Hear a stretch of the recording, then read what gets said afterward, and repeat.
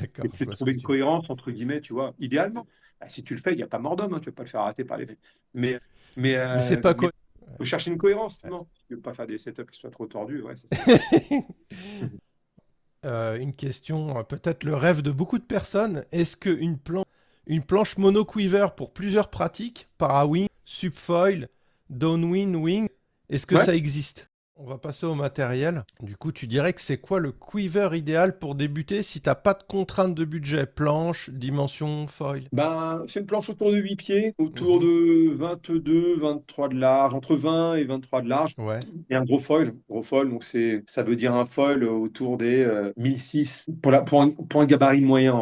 Je vais faire un peu des raccourcis parce qu'il y a tellement de contre-exemples. Pour un gabarit moyen de 80 kilos, je dirais en moyenne c'est 1600 minimum en taille de Hmm. foil. Après, bah, avec un aspect ratio entre 9 et 11 ou pour débuter, c'est bien. C'est sur un sweet spot où tu as une envergure qui n'est pas non plus démesurée, tu as de la surface et de la portance, et normalement, avec cet aspect ratio-là, t'as aussi une aptitude au pumping et à la glisse, avec un foil qui va être assez efficient en même temps. Donc ça, c'est un bon ticket d'entrée. La largeur, elle a son intérêt pour générer un petit peu de stabilité. Un petit peu, je dis bien, elle va beaucoup venir de la technique de rame, comme je disais. Mais malgré tout, ça va te générer une portance quand même qui va être assez intéressante, et particulièrement intéressante quand tu utilises des gros foils, parce que cette D'accord. largeur de plus de 20 pouces, en fait, pour des foils plus petits, ça peut être too much, mais pour des gros foils, il n'y a pas de gros intérêt à aller chercher des planches très étroites. Hmm. Parce que tu as besoin de bras de levier et donc de largeur pour pouvoir décaler tes pieds, pour pouvoir contrôler des foils avec des très grandes envergures. Quand tu as un niveau Hmm. moyen, c'est particulièrement le cas. Quand tu C'est vrai. commences à être très bon, tu peux contrôler des foils avec très grande envergure, même avec des planches plus étroites. Mais c'est pas le monde idéal d'avoir une planche qui fait 15 de large. Si tu as un foil qui fait 1,30 m d'envergure, c'est pas du tout l'idéal. Après, tu peux pas avoir 12 planches non plus, donc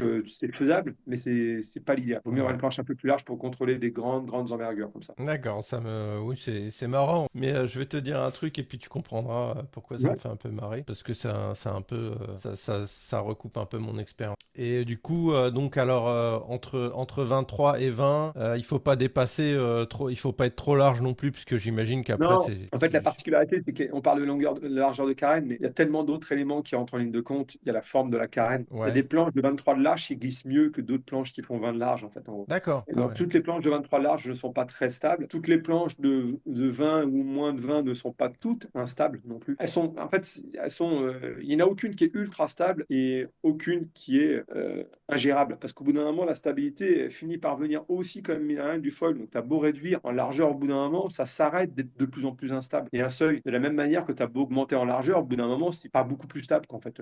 Tu pourrais D'accord. faire 40 de large, c'est pas beaucoup plus stable que 35, et ainsi de suite. En fait, au bout d'un moment, il y a un seuil, en fait. Et pour la longueur de planche, qu'est-ce qui se passe si on dépasse entre 7 et Ouais, 8 bipied, non, autour des 8 pieds? bipieds, c'est bon, c'est un peu le sweet spot, quoi. Les planches plus longues, elles ont de l'intérêt ça, éventuellement pour des très gros gabarits qui cherchent vraiment un peu plus de longueur pour faciliter un peu la glisse encore, mais c'est souvent ça a de l'intérêt pour l'utilisation de foils plus petits, des foils plus pères, qui D'accord. sont plus durs à décoller. Ok. Donc c'est pour ça qu'on allonge un peu plus les planches. Mais c'est autour de 8 pieds, c'est un bon sweet spot parce qu'en général, comme on débute avec des gros foils, ils ont besoin d'un peu de longueur pour être décollés, mais moins que des foils tout petits D'accord. ont besoin de board speed vraiment plus important, Hmm. vitesse de planche plus important pour être décollé. Donc du coup, puis il y a le facteur encombrant. On sait que les gens ils vont être obligés de pomper aussi pour pouvoir connecter les bumps. Une planche Ouais. plus longue, bah, elle est un peu plus encombrante à gérer. C'est un peu technique de gérer l'encombrement d'un foil. C'est pour ça qu'on ne suggère pas de débuter en downwind avec des foils qui font 1,40 m d'envergure.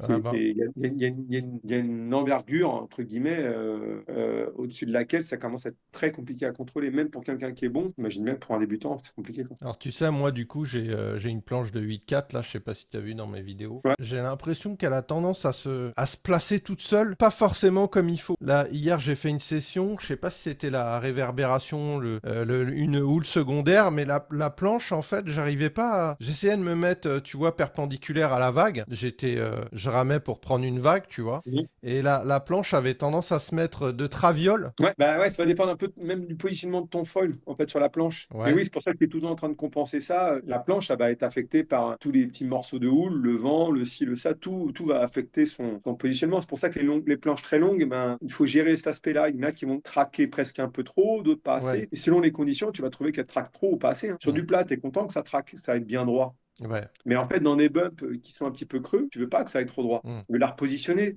dans le Oui, bah creux ouais. du bump, etc. Tu veux pas qu'elle enfourne non plus. Donc, Ouais. si elle tire trop droit, ça va être casse-gueule. Donc, ça dépend toujours des conditions. C'est pour ça que c'est toujours un petit peu un compromis. Mais de manière générale, autour de 8 pieds, ouais, c'est un peu la règle. C'est souvent un peu, c'est à peu près une taille raisonnable pour une grosse variété de conditions, de gabarits et de taille de foil à utiliser. Voilà, la limite d'une planche de 8 pieds et de moins, c'est pour démarrer des petits foil pairs. Encore plus si on n'a pas le niveau physique ou technique pour pouvoir les démarrer facilement. Donc là, en général, on a tendance à rallonger les planches de course. Souvent, elles ont tendance à être un petit peu plus longues que 8 pieds parce que, et très étroites parce qu'elles sont faites pour démarrer des foil pairs qui sont pas faciles à démarrer. Et dans ce cas-là, tu maximises les chances de démarrer dans le plus tôt possible avec des foils compliqués à démarrer. Donc, si t'as pas de contrainte de budget, tu peux commencer par cette planche avec des dimensions un peu plus généreuses et ensuite, du coup, tu basculerais vers quelque chose, En fait, tu pourrais descendre. ouais, bon. En gros, c'est un peu dès que tu t'es un peu rassuré sur ta capacité à démarrer, à redémarrer, tu peux redescendre après assez facilement en largeur. Mais en général, tu vas descendre en largeur de planche autant que tu vas descendre en taille de foil. Donc, comme par hasard, il va y avoir une transition naturelle qui va se faire. Comme je te D'accord. disais tout à l'heure, il y a peu d'inconvénients à avoir une planche de plus de 20 pouces pour l'utilisation de gros foils puissants. Parce que, je te dis, la largeur de la planche va te permettre de générer aussi du contrôle en l'air parce que tu as besoin, pour gérer un foil qui a une très grande envergure en dessous, tu as besoin d'avoir une plateforme qui soit un petit peu large. Sinon, tu n'as pas de bras de levier du tout, en fait, en gros. Ça, c'est ce que pas mal de gens oublient. Mais sur un environnement aussi agité que le downwind, d'avoir un petit peu de largeur pour pouvoir décaler les pieds, Ouais. c'est important pour contrôler un foil qui a beaucoup d'envergure. En box start, la différence, c'est pour ça que c'est un peu une exception, on peut se permettre d'avoir des planches un peu étroites sans que ce soit trop gênant parce que c'est sur du plat. D'accord. Et d'ailleurs, tu vois rarement des mecs en dog start mettre des super turns dans des vagues avec des grands foils. Il y en a Ouais. je dis bien dans les vagues. Sur le plat, Ouais. ils peuvent mettre des bons turns et tu te concentres, mais dans des vagues, parce que là, tu as une source d'énergie qui a à gérer qui est compliquée avec des foils de cette envergure-là. Et du coup, toi, alors, tu me dis, pour débuter comme foil, ça serait plutôt un 1600 Ouais, chez nous, envergure de c'est un 11. 1600 Enduro chez nous, par exemple, mais ça peut Ouais, être aussi des gros Evo, du Evo 1650, ça marche aussi. d'accord. Donc, ça dépend ce que tu veux privilégier, un peu plus de glide, un peu plus de mania, un peu plus de contrôle. Mais tous ces foils-là, ils fonctionnent avec ce type de planche dans les bonnes conditions, avec la bonne technique, ça fonctionne très bien. Et après, tu dirais l'évolution en termes de foil, ça serait quoi? 1300 enduro, plus bas Ouais, encore ou... par exemple, descendre en enduro, au fur et à mesure, ça dépend un peu des conditions, de ton niveau de pratique. Il n'y a pas un énorme intérêt à descendre à l'infini en taille de foil, hein, Ouais, parce qu'au bout d'un moment, sauf si vraiment on veut débrider la mania à bloc, mais en général, on sait ce qu'on fait, donc il n'y a pas de souci. Sinon, en enduro, tu peux descendre rapidement autour des 1000, peut-être un peu moins d'accord. de 1000, un peu plus. Là, tu as des foils vraiment polyvalents qui sont agréables à rider quasiment quelles que soient les conditions, qui sont maniables, qui ont un bon glide, un bon pumping, etc. Quand on descend en dessous, il n'y a pas de problème, hein. On peut descendre, faire des downwind en 600 enduro, hein, sans problème. Ça marche très bien. Mais c'est juste que là, il faut avoir le niveau pour le décoller. Donc, en général, quand tu as le niveau pour décoller un 600 enduro en downwind, tu as le niveau pour décoller d'autres fois le downwind chez nous, les Ultra, les Wacha, les Pure 800, les machins. Donc, là, après, il y a plein d'options. C'est juste une question de saveur, hein. Ce que Mm. tu as envie d'avoir comme sensation sur l'eau, en fait, ni plus ni moins. Est-ce que tu privilégies maniabilité? Est-ce que tu privilégies la vitesse, la capacité de connexion, des bumps rapides? C'est très variable après. Et du coup, quelqu'un qui a un budget très serré et qui peut uniquement avoir qu'une seule planche, est-ce que tu penses déjà que c'est possible, quand tu as un budget très serré, d'essayer de Une faire seule quelque planche chose? quand tu dis une seule planche, de toute façon, là, depuis tout à l'heure, on parlait d'une planche et non pas de plusieurs. On va dire, de toute façon, On va si c'est dire qu'il quelqu'un peut qui pas évoluer. Il peut pas ne peut faire pas évoluer évoluer. son quiver, il peut faire qu'un one shot, un seul achat. Bon, alors je vais te dire déjà une chose par rapport à ça, c'est que je pense que si tu achètes de l'occasion, déjà tu peux toujours faire évoluer, hein, parce qu'en général, Ouais, quand tu achètes de l'occasion pour débuter, la planche dont on parlait, ça peut très bien être une planche d'occasion ou une belle promo ou quoi que ce soit. ouais. Ça veut dire que quand tu vas la revendre, tu vas perdre très peu d'argent.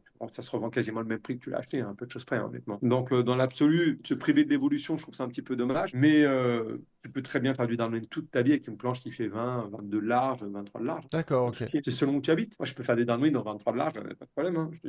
C'est juste que, est-ce que ça va être ma planche préférée pour mes petits foils perf? Bah non. Mais Ouais. est-ce que ça m'empêche d'en faire? Non, je peux faire 50 bornes, 100 bornes avec, y a pas de problème. Au niveau de la RAM, ça sera moins facilitant peut-être à ce niveau-là, Non, c'est non? juste que je vais mettre un foil plus gros. D'accord, ok. Je Oui, tu match compenses. la taille du foil avec la taille de la borne. En fait, en gros, on ne peut pas faire d'incohérence par rapport à ça. Si tu payes une voiture voiture qui fait 800 chevaux, tu as le châssis qui va avec, quoi.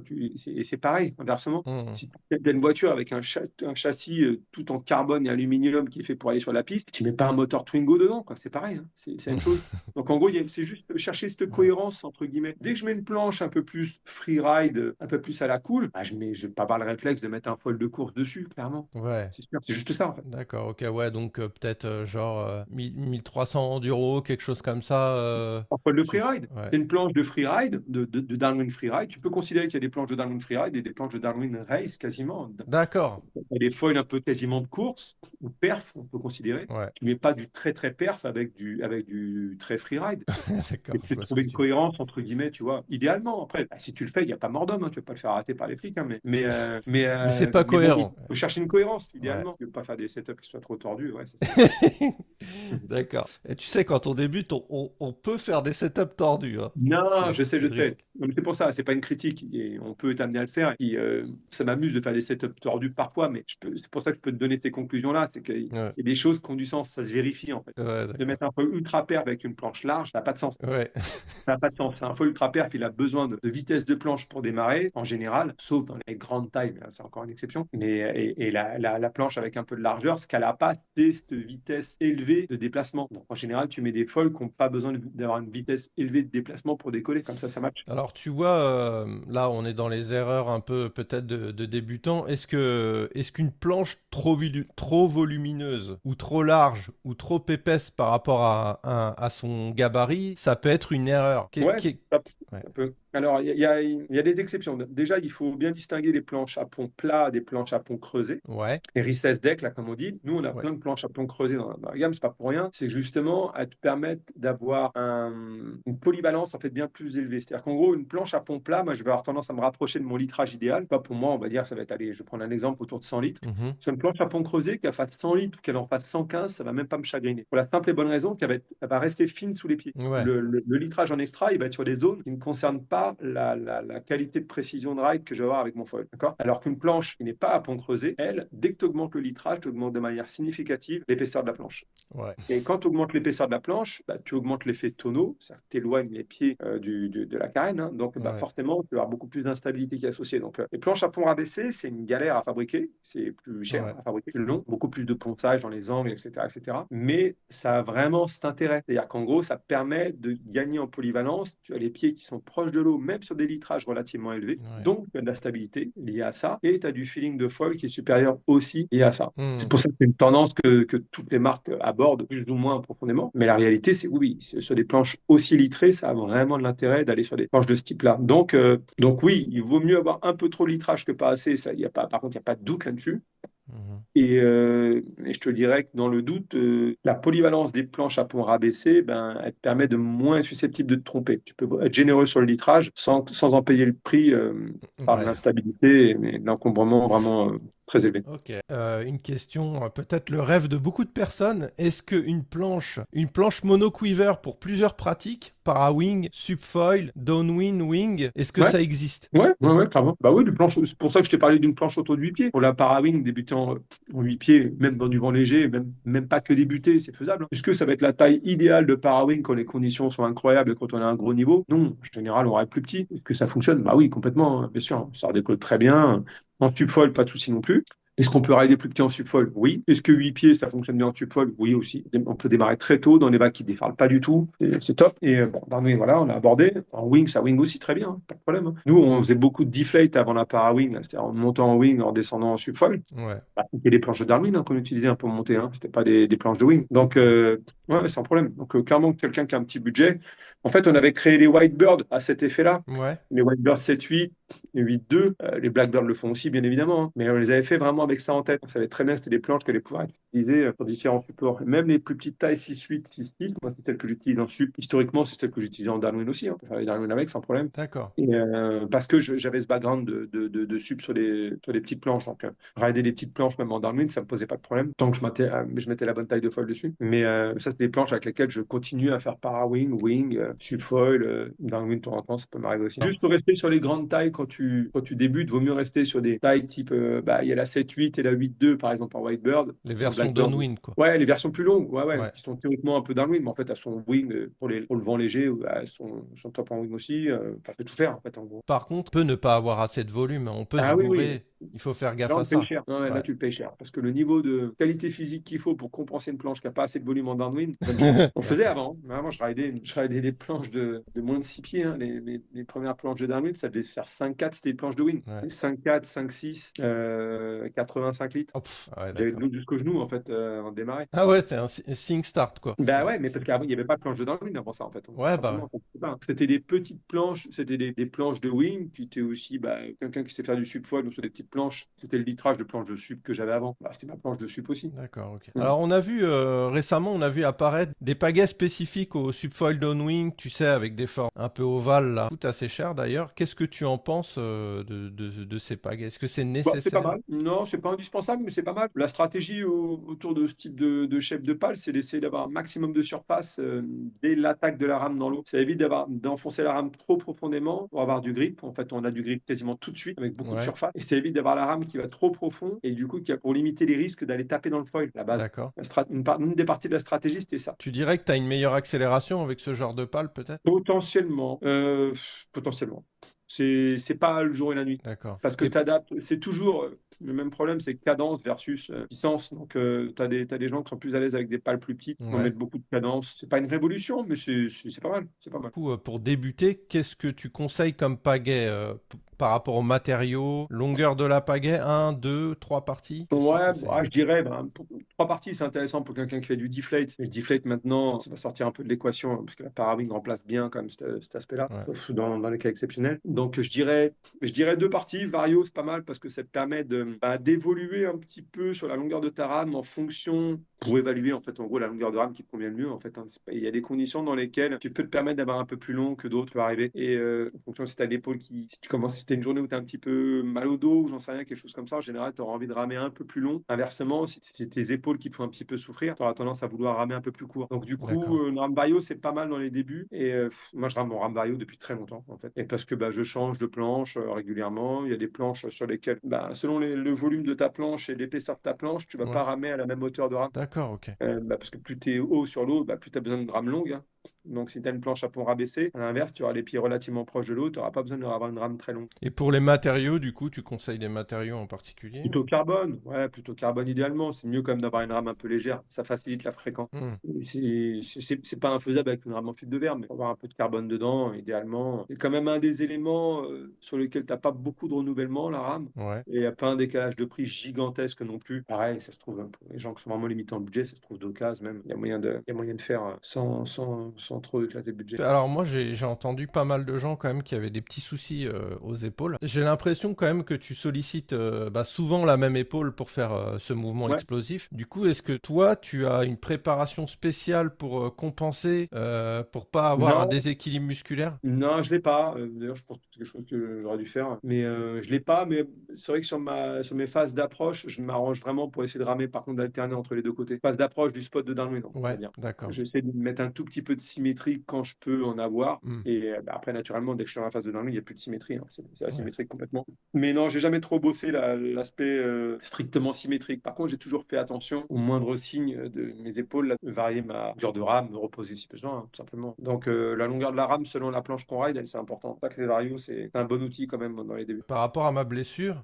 j'ai longtemps réfléchi ce qui avait pu provoquer ça et j'ai l'impression que sur certains sports, tu ressens pas forcément la fatigue en surfoil. Alors après, il y a plusieurs facteurs. Hein. La frustration, par exemple, c'est un facteur qui va te faire oublier que là, t'es en train d'être fatigué, quoi. Ouais, ouais, bien sûr. Est-ce que toi, tu as des indicateurs de fatigue en subfoil downwind où tu te dis là, non, il faut que j'arrête, il faut que je rentre. Ça serait quoi les indicateurs de fatigue? Bah, en général, c'est si on n'arrive plus à tenir debout sur sa planche, hein, tout Ouais, simplement. d'accord. Je pense que c'est certainement l'élément le plus. Si au bout d'un moment, tu n'arrives plus du tout à avoir la stabilité, avoir la présence d'esprit n'arrives plus à appliquer une bonne technique de rame, pouvoir générer cette stabilité dans cet environnement un peu agité, et que tu fais que tomber, alors que d'habitude tu tombes pas autant, bon, c'est certainement qu'il y a peut-être un peu de repos à considérer. D'accord. Ouais. Bah, je le ressens aussi, tu vois, au niveau débutant, je vois la longueur de mes sessions. Et au début, je suis étonnamment stable. Et au bout de, je sais pas, au bout de 30-40 minutes, j'arrête pas de tomber. Je fais, ah là, il y a un truc qui va pas. Il y a- Ouais, c'est sûr. Ouais.